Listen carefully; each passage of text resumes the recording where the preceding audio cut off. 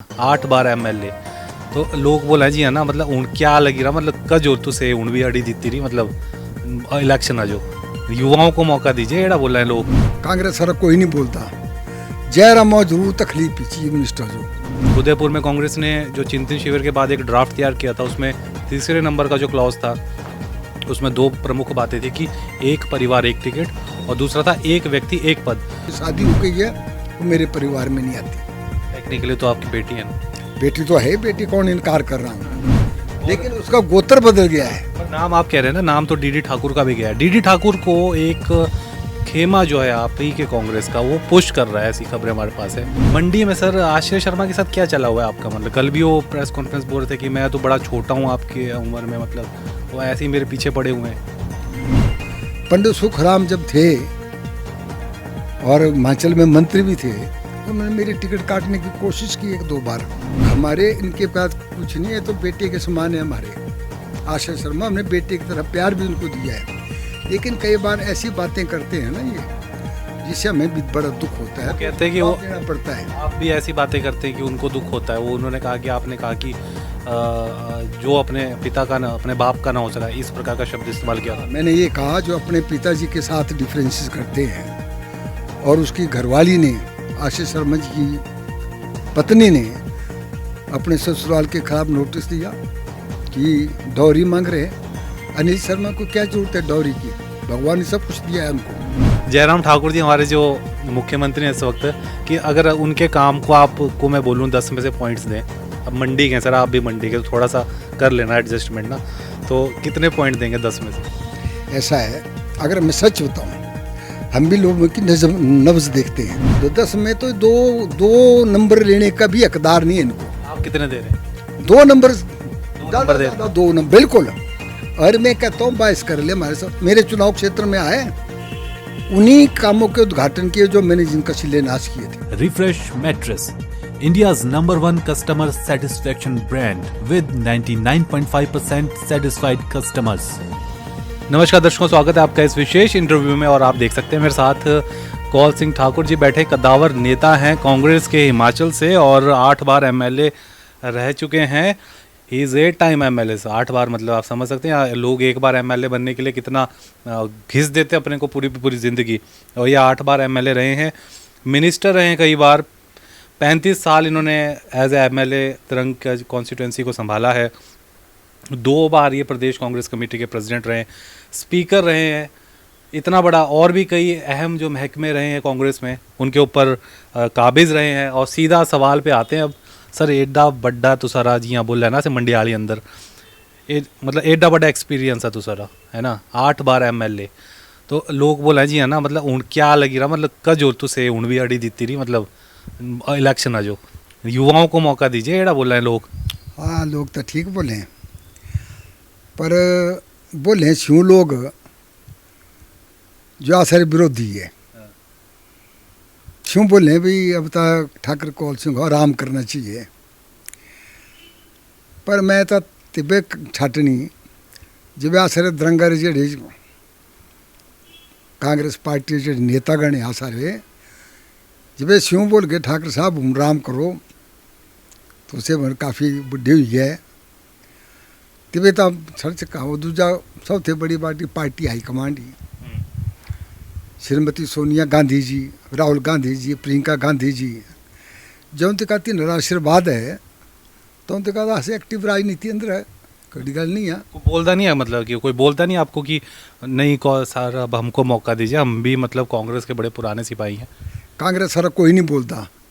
जयराम जरूर तकलीफ ही chief minister जो से बार बार बोले ठाकर कौल सिंह 75 साल वीरे विराम करना चाहिए।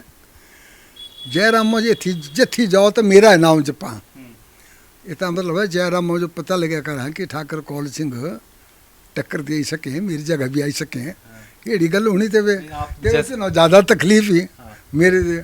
आप ये कह रहे थे जैसे कि कोई नया अगर कोई लीडर हो वहाँ पे तो हम उसको मौका दें, और दूसरा आपको कांग्रेस के जितने लीडर्स वो चाहते हैं कि आप इलेक्शन लड़ें। पूर्णचंद ठाकुर आपके बहुत करीब है, जिसको एक वक्त ये कहते थे कि आपके हनुमान वो कहलाते थे। अब वो एकदम से अलग हुए, लास्ट इलेक्शन इंडिपेंडेंट लड़ा। ऐसा माना जाता है कि उनके इलेक्शन लड़ने के कारण ही आप अपनी सीट आप हारे हैं। तो वो कहाँ से वो मनमुटाव आ गया? कभी मनाने की कोशिश नहीं की, और अब तो ऐसा ऐसी बातें उठ रही हैं कि मे बी अगर सिटिंग एमएलए का टिकट कटता है भाजपा के जवाहर ठाकुर का, तो उनको टिकट मिल सकता है। ऐसा है, पूर्णचंद जो है कांग्रेस पार्टी में था, मैंने उनको कांग्रेस पार्टी का ब्लॉक का अध्यक्ष बनाया। 8-9 साल ब्लॉक के अध्यक्ष धर्म कंस्टिट्यूंसी का रहे।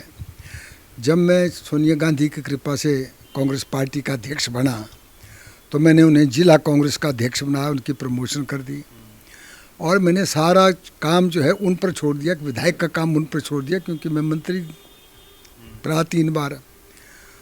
तो इसलिए जानता हूँ उनको किन लोगों ने खड़ा किया उस वक्त। टिकट के पेज की बड़ी बात चल रही है सर, मतलब लोग ये कह रहे हैं, अब वो कहानियाँ इम्प्लांट की जा रही हैं कि क्या है वो आप ही बता पाएंगे। आप कह रहे हैं कि 2-4 जगह आपने मीडिया में बयान दिया है कि सबसे पहले अगर किसी का टिकट फाइनल हुआ है तो आपका हुआ है। अब बीच में ऐसी बातें आ रही है कि उदयपुर चिंतन शिविर का वो जो पूरा का पूरा मसला है वो चल सकता है। उदयपुर में कांग्रेस ने जो चिंतन शिविर के बाद एक ड्राफ्ट तैयार किया था, उसमें 3 नंबर का जो क्लॉज था उसमें 2 प्रमुख बातें थी कि एक परिवार एक टिकट, और दूसरा था एक व्यक्ति एक पद। तो अगर देखा जाए पीछे की अगर आप कुछ घटनाओं को देखेंगे तो उसको वो बहुत ही सीरियसली फॉलो कर रहे हैं। जैसे कि हमने देखा पूरा का पूरा गहलोत साहब का जो प्रकरण हुआ राजस्थान का, वो उस 3 क्लॉज के सेकंड वाला जो पार्ट था कि एक व्यक्ति एक पद पे हुआ, वो चाह रहे थे कि प्रेसिडेंट भी बने रहें और साथ ही साथ सीएम भी बने रहें। लेकिन हाईकमान ने कहा ऐसा नहीं होगा, हम उदयपुर चिंतन शिविर को स्ट्रिक्टली फॉलो करें। राहुल गांधी खुद ये बयान दे चुके हैं कि हम उदयपुर चिंतन शिविर का जो ड्राफ्ट है उसको स्ट्रिक्टली फॉलो करें। वैसा अगर होता है तो क्या लगता है कि चंपा ठाकुर को, क्योंकि ये भी बातें हमें पता चली हैं कि प्रियंका जी चाहती हैं कि एटलीस्ट 10 महिलाओं को टिकट मिले, 10 महिलाओं को कांग्रेस से टिकट मिले, वैसा होता है अगर उस परिस्थिति में तो एक परिवार एक टिकट का सिद्धांत चलता है। क्या लग रहा है आपको इस पूरे पे मसले पे? इसीलिए ये बातें उठ रही हैं। ऐसा है, उदयपुर चिंतन शिविर में जो ड्राफ्ट पास हुआ है उसकी हम कदर करते हैं, और कांग्रेस पार्टी उसकी इम्प्लीमेंटेशन पालना कर रही है। आप कहता है परिवार कौन होता है? मेरे परिवार में मैं, मेरा बेटा, मेरा पोता, मेरी बहू, मेरे घरवाली, ये परिवार में है। जब बेटी की शादी हो जाती है और बेटी की शादी 50 किलोमीटर दूर हो गई है, उसका गोत्र बदल गया। पहले जो मेरा गोत्र था उसका गोत्र था, अब उसकी शादी के जो उसके पति का गोत्र उसने अडॉप्ट कर लिया, तो मेरे परिवार से नहीं है वो। इसीलिए जो है आपको जानकर खुशी होनी चाहिए थी कि कांग्रेस हाईकमांड ने चंपा को भी सिंगल नाम रिकमेंड करके कर दिया और उसका टिकट भी हो गया। जहाँ तक मेरे टिकट की बात है, ये कुछ हमारे विरोधियों ने, कुछ बीजेपी के लोग शामिल है, कुछ और है, उन्होंने ये भ्रांति फैलाई है कि ठाकुर कौल सिंह का टिकट भी रोक दिया गया है, जबकि श्रीमती सोनिया गांधी जी ने, सेंट्रल इलेक्शन कमेटी सबसे हाईएस्ट कमेटी है, सेंट्रल इलेक्शन कमेटी ने, सोनिया गांधी ने मेरा नाम अप्रूव कर दिया है।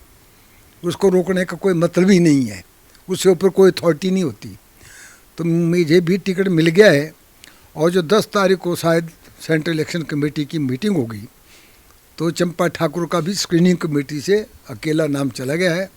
जो कल की मीटिंग हुई उसमें 5 नाम ही सिर्फ अकेले गए हैं, जिसमें चंपा ठाकुर का नाम भी है।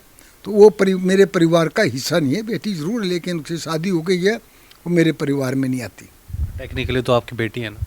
बेटी तो है, बेटी कौन इनकार कर रहा हूँ, लेकिन उसका गोत्र बदल गया है। पर नाम आप कह रहे हैं ना, नाम तो डीडी ठाकुर का भी गया है। डीडी ठाकुर को एक खेमा जो है आप ही के कांग्रेस का, वो पुश कर रहा है, ऐसी खबरें हमारे पास है।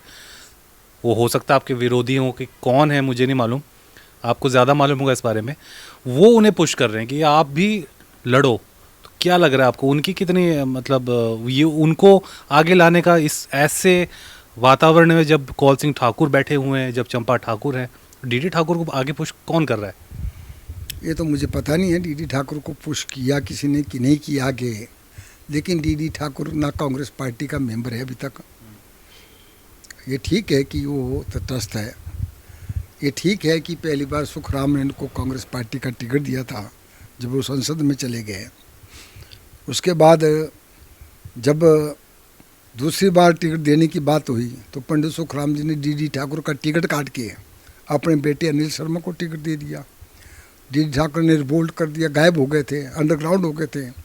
फिर बड़ी मुश्किल से फिर मनाया, समझाया और डीडी ठाकुर ने चुनाव नहीं लड़ा। इसलिए डीडी ठाकुर जो है अभी तक सुखराम परिवार को जो है भूल नहीं सकते जिन्होंने उनका टिकट उठाया, वरना असिस्टेंट प्रोसिक्यूटर लगे हुए थे, आजकल पता नहीं डायरेक्टर रिटायर होते हैं। तो इसलिए डीडी ठाकुर भी कभी इस परिवार को माफ़ नहीं कर सकता। और डीडी ठाकुर ने कभी भी कांग्रेस पार्टी में न एडमिशन ली है, न कांग्रेस पार्टी में शामिल हुए हैं, न कांग्रेस पार्टी के टिकट की अप्लाई किया। ये भी कुछ लोगों ने ऐसी भ्रांतियाँ फैलाई है जैसे मेरे बारे में भ्रांतियाँ फैलाई थी। अच्छा, तो ठाकुर साहब कह रहे हैं भ्रांतियाँ बहुत फैल रही है। देख लो अभी इलेक्शन का टाइम है दोस्तों, तो भ्रांतियाँ फैलती हैं, कई अफवाहें भी फैलती हैं, कई सच्चाइयाँ भी होती हैं, और ये तो पता चलेगा अभी कि क्या क्या आगे आगे होता है। बाकी G23 वाली बात भी उठाते हैं विपक्ष की, क्योंकि आप उस टीम का हिस्सा रहे हैं, G23 जो ग्रुप ऑफ 23 लीडर्स जिन्होंने ये कहा था कि एक व्यापक बड़े पैमाने पे बदलाव आना चाहिए कांग्रेस में। आप पीछे अभी रानी साहिबा ने भी एक बयान दिया था, प्रिंट को इंटरव्यू दिया, और वो बड़ा बवाल मच गया था उस पर। उन्होंने ये कहा था कि राहुल जी जो हैं वो थोड़ा सा जैसे हमारी पीढ़ी के जो नेता होते थे, अगर कोई नाराज़ भी हो जाता था तो कॉल कर लेते थे कि भाई क्या हो गया, नाराज़गी क्यों होगी, मिलो, बैठो, बात करो, चाय पियो साथ में। और उससे क्या होता था कि दूरियां जो थी वो कम होती थी। आज की पीढ़ी में ये उनका कहना था कि आज की पीढ़ी में उन्होंने स्पेसिफिकली नाम लिया राहुल जी में, वो चीज़ नहीं है। और उन्होंने ये भी कहा कि इतना टाइम हो गया उनको MP बने हुए, और अब तो उनको ये चीज़ें समझ में आ जानी चाहिए कि कैसे एक अगर कोई जिसे कहते हैं कि आइस जम गई है रिश्तों में, उसे कैसे पिघलाया जाए। वो बड़ा बवाल मचा उस इंटरव्यू का भी। ऐसा कहते हैं कि सोनिया जी भी नाराज़ होंगी थी। आप भी एक वक्त उस ग्रुप का हिस्सा रहे जो इस प्रकार की बातें कर चुका है कि एक बड़े पैमाने पे व्यापक बदलाव होने चाहिए हाईकमान स्ट्रक्चर में। आज भी आप क्या उस बात को मानते हैं? ऐसा है, G23 कोई कांग्रेस के खिलाफ, ना सोनिया गांधी के खिलाफ था, ना राहुल गांधी के, ना प्रियंका गांधी के।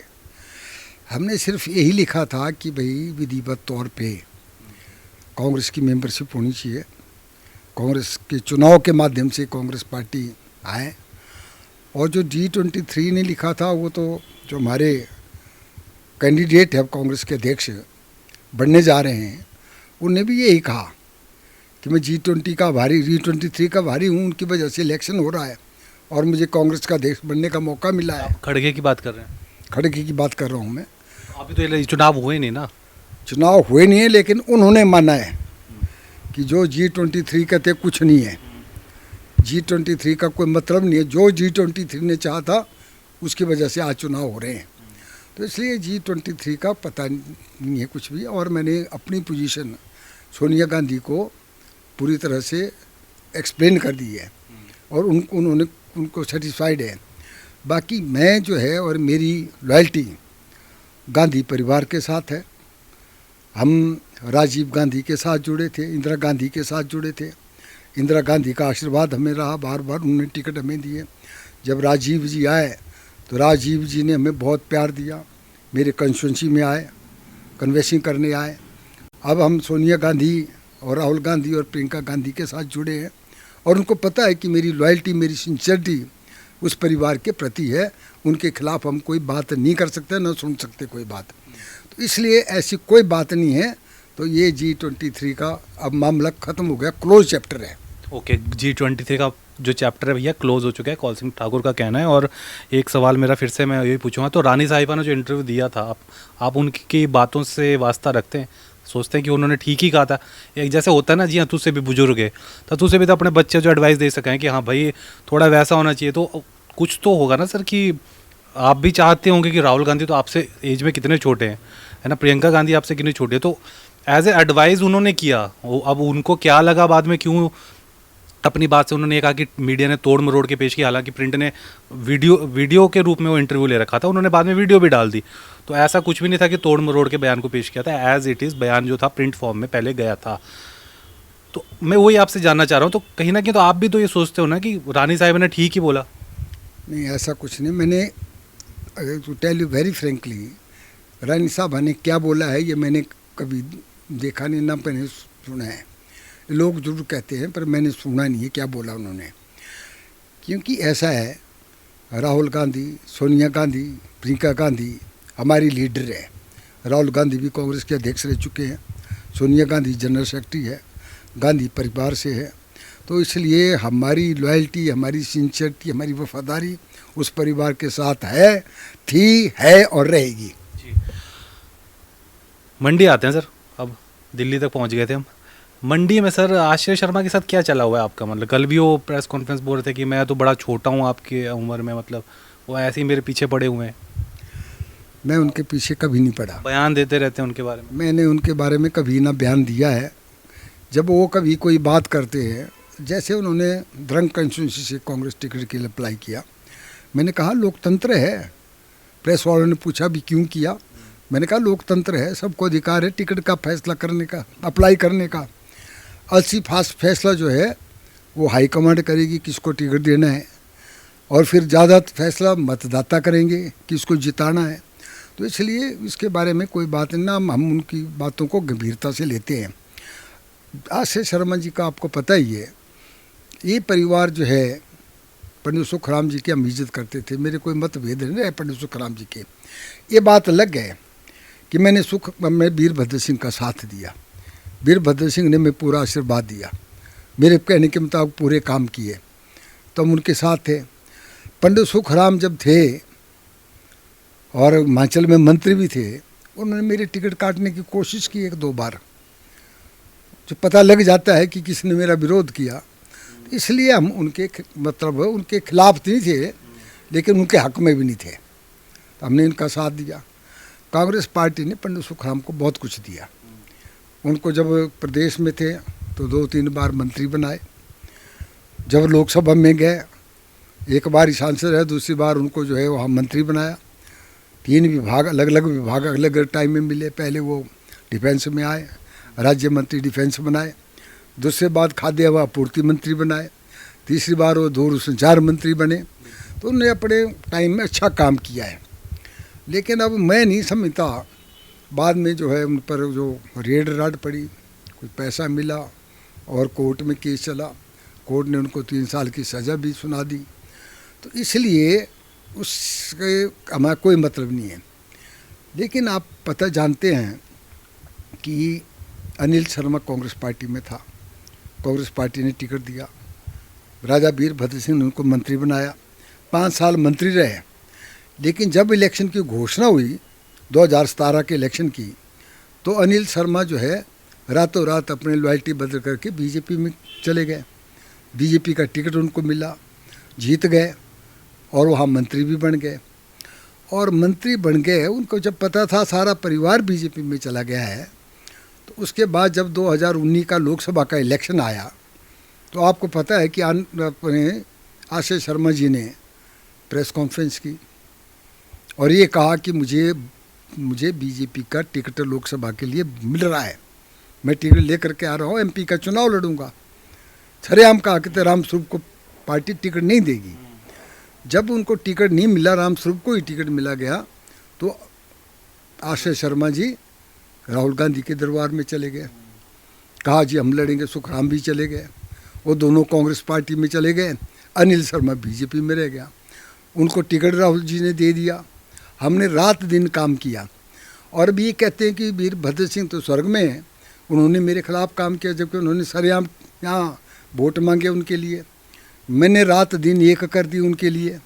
तो इसलिए अब ये कह रहे हैं कि भाई उन्होंने काम नहीं किया, तो इससे ज़्यादा क्या हो सकता है। तो इसलिए अब जो है, पहले ये थी बात कि अनिल शर्मा कांग्रेस में आ रहे हैं। मुझे कहा हमारे भाई ने, और कहा कहते नहीं जी अब आपकी बेटी को टिकट नहीं मिलेगा, अनिल शर्मा कांग्रेस में आ रहे हैं, पहले नवरात्रि को यानी 26 तारीख कांग्रेस ज्वाइन करेंगे, 27 को टिकट दे देंगे। हमने कहा वेलकम, मैं क्या वेलकम है, स्वागत करते हैं, आए ठीक है, कांग्रेस टिकट देगी उनको और जिताएंगे। लेकिन वो 24 तारीख को उन्होंने पासा पलटा और उन्होंने कहा नहीं, मैं जहाँ हूँ मेरा पूरा परिवार बीजेपी में ही रहेगा, खत्म हुई बात। तो इसलिए हमारे इनके पास कुछ नहीं है, तो बेटे के समान है हमारे आश्रय शर्मा, हमने बेटे की तरह प्यार भी उनको दिया है। लेकिन कई बार ऐसी बातें करते हैं ना ये, जिससे हमें भी बड़ा दुख होता है। वो कहते हैं कि वो देना पड़ता है। आप भी ऐसी बातें करते हैं कि उनको दुख होता है। वो उन्होंने कहा कि आपने कहा कि जो अपने पिता का ना अपने बाप का ना हो सका, इस प्रकार का शब्द इस्तेमाल किया था। मैंने ये कहा जो अपने पिताजी के साथ डिफरेंसेस करते हैं, और उसकी घरवाली ने, आशीष शर्मा जी की पत्नी ने अपने ससुराल के खिलाफ नोटिस दिया कि डॉरी मांग रहे हैं। अनिल शर्मा को क्या जरूरत है डॉरी की, भगवान ने सब कुछ दिया है उनको।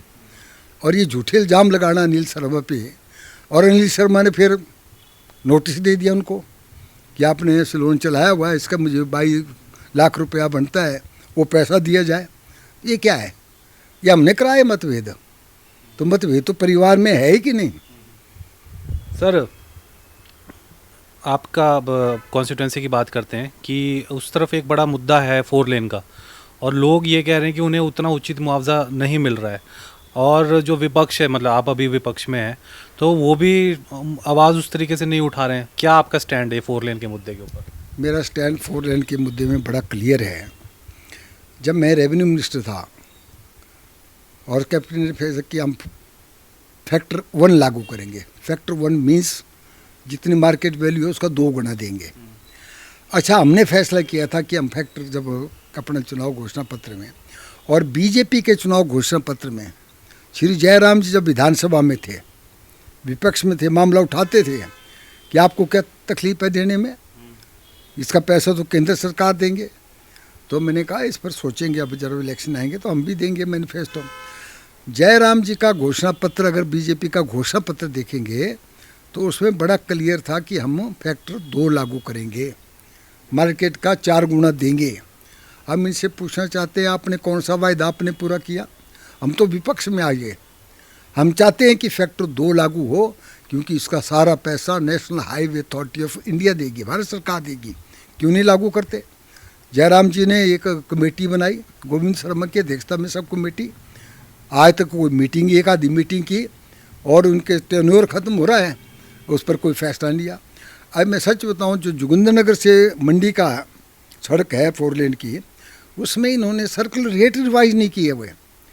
सर्कल रेट बहुत कम है, 40,000 बीसवा, 50,000 बीसवा है, कई जगह उससे भी कम है।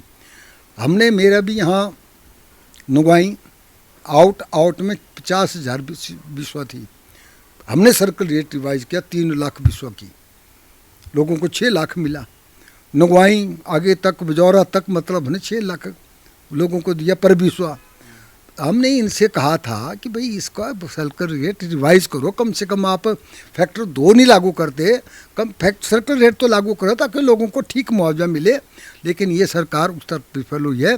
तो जयराम चाहे कितना कहे, जो चुनाव इनका घोषणा पत्र था, उन्होंने चुनाव घोषणा पत्र कोई लागू नहीं किया, और आज तक का सबसे फजूल खर्च करने वाला मुख्यमंत्री साबित हुआ है। सर, अभी मेरी एक स्थानीय लोगों से बात हो रही थी और मैं ऐसे बताया उनको कि आज इंटरव्यू है आपके साथ, तो उन्होंने कहा कि हमारा एक सवाल ज़रूर पूछना, दरंग से ही आपके हो, कि ठाकुर साहब बहुत साल रहे, एमएलए रहे, यहाँ पे मंत्री रहे कई बार, 2 बार, एक बार आप स्पीकर रह चुके हैं, आप 2 बार आप पीसीसी प्रेसिडेंट रहे, मतलब काफ़ी पावरफुल पोजीशन में आप रह जाइए, इस वक्त सीनियर लीडर हैं आप कांग्रेस के। लेकिन जो सड़क आपके ज़्यादातर दरंग के एरिया से जाती है, कहीं चौड़ी है कहीं पतली है, उसके कारण से कई बार हादसे होते हैं। आपने अपने टेन्योर में उसको कभी ये सोचा नहीं कि वो बराबर हो, जिस प्रकार से यहाँ आप टांडू के पास देखते हैं, जितनी चौड़ी है उतनी करवा दे आगे तक? और दूसरी बात, वो कहते हैं कि कोई बड़ा, जैसे कई नेता जो बने, मंत्री बन गए या मुख्यमंत्री बन गए, अपने एरिया में, अपने क्षेत्र में उन्होंने यूनिवर्सिटी खोल दी, किसी ने एम्स खोल दिया, कोई पॉलिटेक्निकल कॉलेज ला रहा है कोई। आपने पद्धर में कोई ऐसी कोई बड़ी कोई चीज़ इस्टेब्लिशमेंट भी नहीं की? अब ये तो विपक्ष के लोग ही कहते होंगे, मेरे ख्याल कांग्रेस के लोगों को तो पता है कि ठाकुर कौल सिंह ने क्या काम किया है। ये भी मैं स्पष्ट तौर पे बताना चाहता हूँ कि जो पठानकोट चक्की मंडी, जो ये हमने नेशनल हाईवे डिक्लेयर कराया, वो चौधरी बंसी लाल थे, जो सरफेस ट्रांसपोर्ट मिनिस्टर थे, रेलवे मिनिस्टर थे। उनके साथ मेरे बहुत अच्छे संबंध थे। मैंने कहा सर इसको कर दो आप, बड़ी भारी ट्रैफिक उस रोड से और रोड बहुत तंग है। तो उन्होंने इसको जो है नेशनल हाईवे डिक्लेयर किया। कांग्रेस की बात है। अब इसमें बीच में जो है भारतीय जनता पार्टी की सरकार 6 साल जो है शांता कुमार रहे, 10 साल मुख्यमंत्री जो है धूमल रहे, उनके वक्त में कोई काम नहीं इस सड़क में हुआ। और कांगड़ा की तरफ हो गया, तो हमारे जोगिंद्रनगर से आगे और विशेष तौर पे जो है आगे उरला से हो रही पद्धर तक सड़क बहुत तंग है। कहती फॉरेस्ट क्लियरेंस नहीं मिली, फॉरेस्ट क्लियरेंस तो सरकार ने देनी थी। जयराम जी ने क्या किया, जयराम जी ने इसको पूरा इग्नोर कर दिया। अब फैसला क्या किया है इन्होंने, अभी गडकरी ने कहा कि बैजनाथ तक तो ये 4 लेन होगी और बैजनाथ से मंडी तक, जहाँ मंडी जिले ये 2 लेन होगी। ये क्या भेदभाव नहीं है मंडी के साथ? ये भी गलत फैसला है। जब 4 लेन है तो पूरी मंडी तक ही 4 लेन बनी। वो कह रहे हैं कि पहाड़ क्योंकि बड़े आपके वीक है ना इस तरफ के, और वो बहुत मुश्किल हो सकता है उसमें इस प्रकार का सड़क निर्माण करना। कहाँ पहाड़, कोई पहाड़ ही नहीं है। शायद उन्होंने मंडी और पट्टों के बीच के पहाड़ नहीं देखे, पंडों से आगे जो है आउट तक के पहाड़ नहीं देखे जहाँ 5 टनल बन रही है। सरकार चाहे तो क्या नहीं कर सकती 4 लेन में, टनल बनाते ही है। अब कैसे प्रपोज किया है, बिजली से लेकर आगे बंसी तक टनल बन रही है। तो इसलिए ये तो बड़ा भेदभाव मंडी के साथ किया है भारत सरकार ने। इसका हम जो है बाकायदा इलेक्शन में इस मुद्दे को उठाएंगे और हम कहेंगे कि इसको जो है 4 लेन करो, आप मंडी तक 4 लेन करो। ठाकुर साहब, लास्ट क्वेश्चन आपसे, क्योंकि इंटरव्यू मेरे को लगता है बड़ा होगा, आपके साथ जब गप्पे मारते हैं हम लोग इंटरव्यू करते हैं तो मतलब समय कब निकल जाता है। सीनियर लीडर के साथ दर्शकों इंटरव्यू लेने का यही मज़ा है कि इंटरव्यू लेते लेते आपका जनरल नॉलेज भी बढ़ता रहता है। ये जिस वक्त की कहानियाँ सुनाते उस वक्त हम स्कूल टाइम में होते थे, कभी कॉलेज में होते थे, तो हमारा नॉलेज भी अपडेट होता रहता है। कई पुरानी बातें निकल आती हैं, कुछ नई चीज़ आपको भी सुनने को मिल जाती है। आपको लगता नहीं कांग्रेस को अभी थोड़ा सा यूनाइट हो जाना चाहिए, क्योंकि बहुत फ्रैक्शन में बढ़ी हुई है। कोई आपकी नेता अलग अलग बयानबाजी कर देते हैं कांग्रेस के अंदर ही। अगर एकजुट हो जाएं तो अच्छा कंपटीशन दे सकते हैं। कांग्रेस पार्टी बिल्कुल एकजुट है। और ये जो कहते हैं कि ये बताएं कांग्रेस के नेता कौन है, फलानी जगह से कह रहा मैं बनूंगा। कांग्रेस के पास बहुत अच्छे अच्छे नेता हैं और बीजेपी के पास नेताओं की कमी है। तब ये कांग्रेस के नेताओं को जो है खींच कर अपनी तरफ कर रहे हैं। आज कांग्रेस के पार्टी हर जिले में चीफ मिनिस्टर बनने वाला नेता हमारे पास है। चाहे मंडी की बात करो आप, चाहे कांगड़ा की बात करो, कांगड़ा भी हमारे पास चंद्र कुमार नेता है। चंबा में आशा कुमारी चीफ मिनिस्टर बन सकती है। बिलासपुर से रामलाल चीफ मिनिस्टर बन सकते हैं। ऊना से मुकेश अग्निहोत्री जी चीफ मिनिस्टर बन सकते हैं। सुखविंदर सिंह सुक्खू हमीरपुर से चीफ मिनिस्टर बन सकते हैं। कर्नल धनीराम सांडल वो जो है सोलन से चीफ मिनिस्टर बन सकते हैं। हर्षवर्धन चौहान जो है वो अपने सिरमौर से चीफ। तो मेरा कहने का मतलब है हमारे पास इतने अच्छे काबिल नेता हैं जो चीफ मिनिस्टर बन सकते हैं। और भारतीय जनता पार्टी के पास नेताओं का दिवालियापन है। इनके पास नेताओं की कमी है। तभी कांग्रेस के नेताओं को आयात कर रहे हैं, चाहे खरीद करके करे, चाहे कोई लालच दे करके करे, तभी कांग्रेस के नेताओं को ले जा रहे हैं। तो इसलिए उनके पास नेताओं की कमी है। अब लास्ट करते करते अब एक्चुअल में सर लास्ट क्वेश्चन है। जयराम ठाकुर जी हमारे जो मुख्यमंत्री हैं इस वक्त, कि अगर उनके काम को आपको मैं बोलूँ 10 में से पॉइंट्स दें, अब मंडी के सर, आप भी मंडी के, तो थोड़ा सा कर लेना एडजस्टमेंट ना, तो कितने पॉइंट देंगे 10 में से? ऐसा है, अगर मैं सच बताऊँ, हम भी लोगों की नब्ज़ देखते हैं। जब ये चीफ मिनिस्टर बने जयराम जी, सबसे पहले मैंने प्रेस कॉन्फ्रेंस करके कहा, मैंने स्वागत किया इनका और मैंने आशा व्यक्त की कि ये पूरे मंडी जिले को एक समान समझेंगे। लेकिन उसके उल्टा हुआ। ये चीफ मिनिस्टर मंडी के नहीं है, हिमाचल के तो है नहीं, मंडी के भी नहीं है। ये चीफ मिनिस्टर सिर्फ स्वराज के बन करके रह गए। सारे काम स्वराज में, सारे पैसा स्वराज को, धन का पैसा स्वराज को, पत्र का पैसा स्वराज को, सदर का पैसा स्वराज को। अनिल शर्मा क्यों? अनिल शर्मा तो इनके मंत्री थे। उसने बार बार कहा कि मेरे चुनाव क्षेत्र में कोई विकास नहीं हो रहा है, मेरे चुनाव क्षेत्र में सारे प्रोजेक्ट, एक बार नहीं 50 बार इनके सामने भी कहा। तो इसलिए ये तो सिर्फ सारा जितना पैसा मंडी का आता था सारे, मैं एक छोटा उदाहरण दूँ, आपने पूछ रहे हैं उनको, 126 करोड़ रुपया एक सेंट्रल रोड फंड होता है, वो मंडी के लिए आया 126 करोड़। अगर मुख्यमंत्री थोड़ा भी ठीक होते, अगर 10-10 करोड़ रुपये 9 कंस्टिट्यूंसी को देते तो 90 करोड़, 26-10 क्षति इनके कंस्टिट्यूंसी में चला जाता। ये तो हो जाता है ना, 19 की तो हो जाता है, चीफ मिनिस्टर को जाना चाहिए। इन्होंने क्या किया, साहब ने 126 का 126 करोड़ सारा स्वराज में लगा दिया, तो 2 सड़कों में लगा दिया। 14 हेलीपैड बना दिए। जब तक जयराम है तब तो हेलीपैड का फ़ायदा होगा, उसके बाद तो ध्रुव जमेगी। यहाँ कौन जाएगा हेलीपैड में? जब ये विपक्ष में बैठेगा तो इसके पास हेलीकॉप्टर होगा। 50-50 लाख का हेलीपैड बना करके 12 इसने रेस्ट हाउस बना दिए ऊपर, 14 उधर धर्मपुर में रेस्ट हाउस बना दिया IPH के। तो इस तरीके से ये काम जो है ये वेस्टफुल एक्सपेंडिचर है। उन रेस्ट हाउसों में कौन जाएगा? ये तो जा सकते हैं, कभी कभी जाएंगे रहेंगे। तो इसलिए फजूल खर्ची करने में इनका कोई मुकाबला नहीं है। जयराम जी जो है एक अनुभवहीन मुख्यमंत्री रहे, तो 2-2.5 साल ये मंत्री रहे सिर्फ, इनको मंत्री का अनुभव नहीं पता, अफसरशाही पे इनका कोई कंट्रोल नहीं है। देखो आप, महंगाई कितनी बढ़ी है, महंगाई को कम करने के लिए कोई कदम उठाए?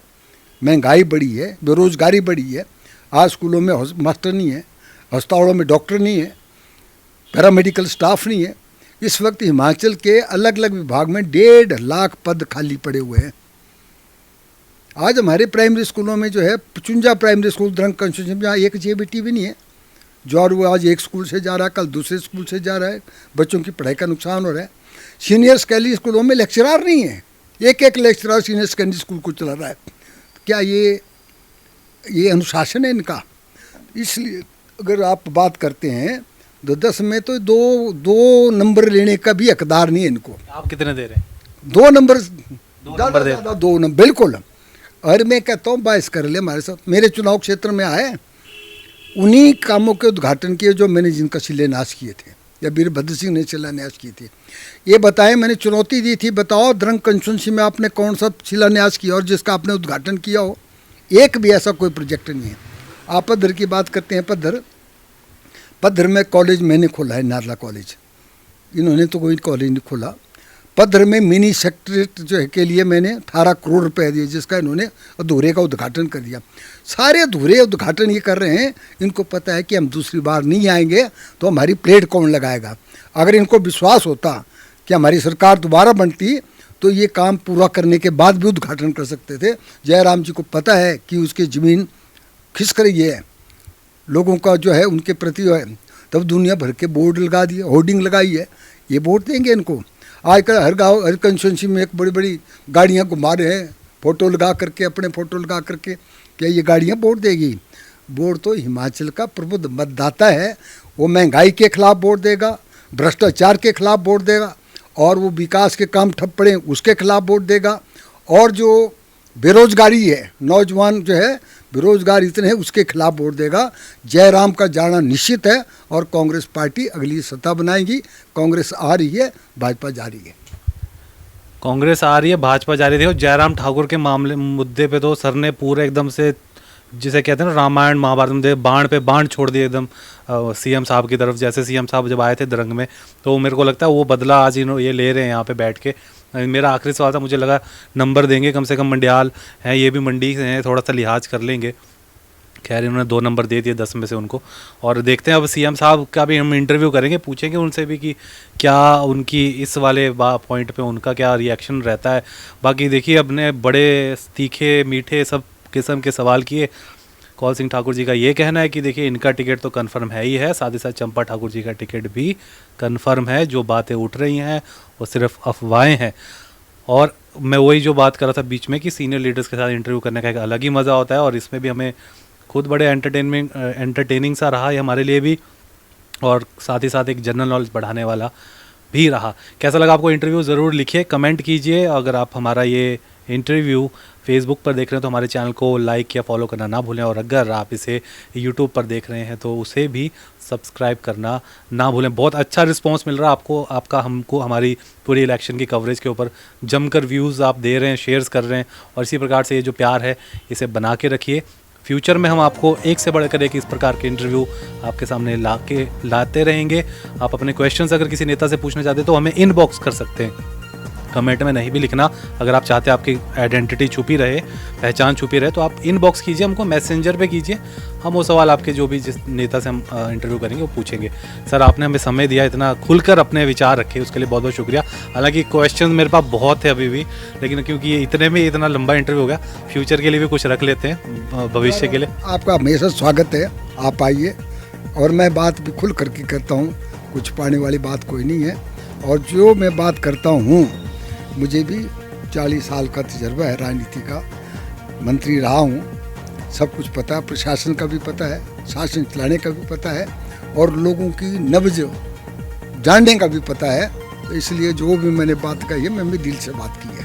धन्यवाद। बहुत बहुत शुक्रिया सर आपका, और आप लोगों का भी बहुत बहुत शुक्रिया इस इंटरव्यू को देखने के लिए। धन्यवाद। फेसबुक पर पोल स्टार हिमाचल का पेज लाइक करें और यूट्यूब पर हमारा चैनल सब्सक्राइब करना ना भूलें।